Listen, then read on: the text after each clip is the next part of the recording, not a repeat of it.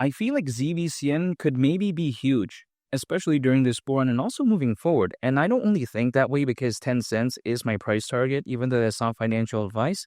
But another reason why is because I like the Zebec cards. And for the people out there that haven't really, taken a look at the Zebec cards, I think that even though it probably isn't going to be the biggest of all time, I think we're taking a look at something that could very well be special here because you have to take a look at what makes it so special. The Zebec cards, right? Powered by MasterCard. That's amazing. I mean, MasterCard's very massive. It's privacy focused. Nowadays, people do love privacy, so that's amazing. Not to mention, it's compatible with Apple Pay and Google Pay. So just imagine that Apple Pay is massive. Google Pay is also very massive as well. So even if we take a look at those basic, characteristics of the Zebec card, that's a big thumbs up for me.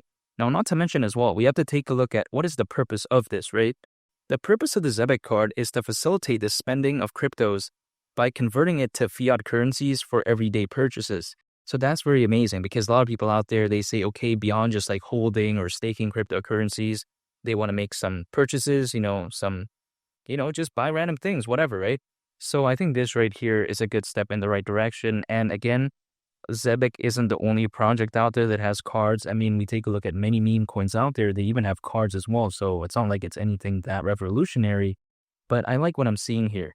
And I think if anything, this kind of indicates that, Zebec to the team, it doesn't feel like a side gig. You know what I mean? It doesn't feel like a side job, right? It doesn't feel like part-time because other projects out there, the team kind of develops or they kind of update whenever they want to. It feels like they have a full-time thing and this is something that they just do for fun. And then if it works, it works. If it doesn't, they don't care. When it comes to Zebec, I feel like the team is all in. You know what I mean? And I do like that. Not to mention as well, they also support a diverse range of blockchains like Ethereum, Binance Smart Chain, Solana, Tron, and also even the Base network. Now, why is Base amazing? It's because we have to take a look at how it's Coinbase's layer 2 network. Coinbase is literally one of the biggest exchanges out there. Some people like to joke around and say, oh, you know what? It's a watered down version of Binance. Maybe. But you know what? It's still good nonetheless. And if they have a layer 2, I'm going to believe in that. You know what I mean?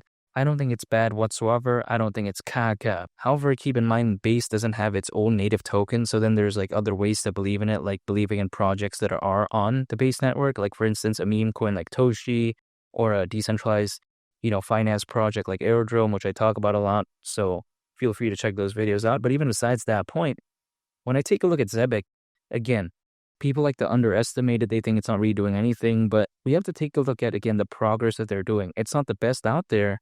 But I think it's a thought that counts because, of course, Zebec as a project doesn't have the biggest resources out there. I mean, come on, right? Take a look at ZBCN. It's not a multi-billion-dollar market cap crypto, right? I mean, it's still kind of, relatively speaking, not mainstream yet.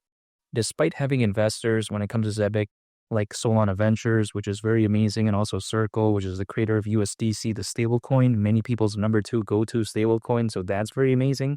But again, despite all that, I don't feel like Zebec has the resources that, other bigger projects do have. So the progress that they're doing as of right now, it's very impressive given the size that they are in as of right now. So it's nothing that I should be concerned about, in my opinion. Some people think, oh, Zebec's not doing that much. Well, it's at least doing something. What's other projects doing? A lot of them, they're not really doing anything. So I do like this when it comes to Zebec.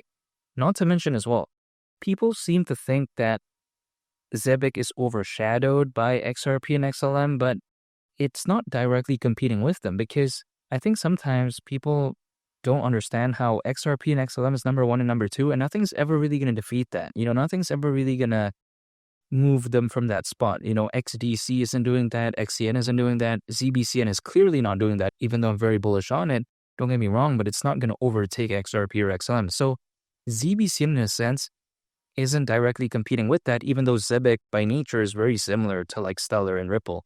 But even despite that, what ZBCN is competing for is like an alternative position to XRP and XLM. And I think it's doing a very good job at doing that because, yeah, sure, it has competitors like, again, XCN, XDC, XPR, Swiftcoin, but that's not really that much anyways. And we have to take a look at how those projects really, in the grand scheme of things, they're not doing too much either, right? I'm very bullish on them, but they're not doing like really too much either. So I think it's good given the space that it's in, especially when it comes to Zebec. And Zebec has other layers too, like for instance, being focused on payrolls. We take a look at AI-based payment finance, or for short, right, AI-based PayFi.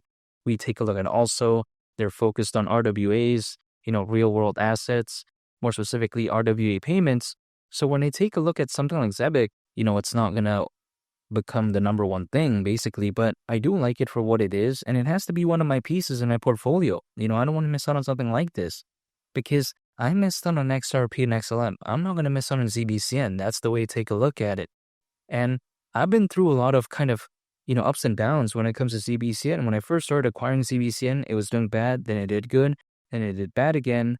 Then now it's doing pretty good despite the pullback, but now we're beginning to see a little bit of recovery. So is ZBCN caca? No, I don't think so. And the idea 10 cents, I'm not changing that because some people may think it's too bullish, some may think it's too conservative, but I disagree because around a $7.7 billion market cap doesn't seem too bad to me, and that's the market cap it would have if it were to go to that price, again, 10 cents, considering current circulating supply. Around a 50x from here, by the way, despite, the price pump, generally speaking. So is it going to be a time for me to stop acquiring ZBCN even though I acquired it when it was much lower? No, I'm still dollar cost averaging, acquiring more, holding, and just waiting because I treat cryptocurrencies like my savings account, right? So there's no like certain limit where I put a certain amount and I'm like, oh yeah, I'm done. I'm not going to put any more. No, this for me isn't like buying a toy, right? This for me isn't like buying some random collectibles and then at a certain point I'm like, oh yeah, I'm good. No, that's not the case. This is like my savings account. So anytime on income I'm putting into cryptocurrencies, the extra income that I do have, of course, and then just waiting. That's it. The majority of it has to be in cryptocurrencies. That's the way to take a look at it. There, of course, needs to be, certain funds to survive again, but I want to prioritize, cryptocurrencies because the way you take a look at it is this. I want to take a chance on cryptocurrencies because if I don't take a chance on it, my life stays the same, which, I don't think is bad, but then let's say if it does hypothetically go up, then my life changes. So am I willing to risk that?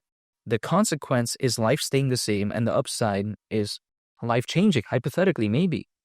I'll take that chance. You know what I mean? 10 times out of 10, I'll take that chance. It's not like, I have to join some sort of like, kind of like action stunt and then I'm balancing on the middle of the rope between like, I don't know, two trees or whatever. I'm not doing that, right? The consequences here is just my life staying the same if hypothetically things don't go the way I think they go. But then if they do go, at least hypothetically to the way that I think they could go, then the life changes, right? There's no really drastic consequence. This is what I don't get. Sometimes when people play sports, they're kind of afraid of losing, but I just don't get it. I mean, like, because let's say I play sports, right? Let's say I play basketball, baseball, whatever. If I lose, what's going to happen? Nothing, right? It's just losing a game, who cares? At the end of the day, who cares, right? Even if I was like a professional, who cares? Life still goes on, try better next time. That's the way you take a look at it. And in the world of cryptocurrencies, I'm taking a look at that with the same approach. You know what?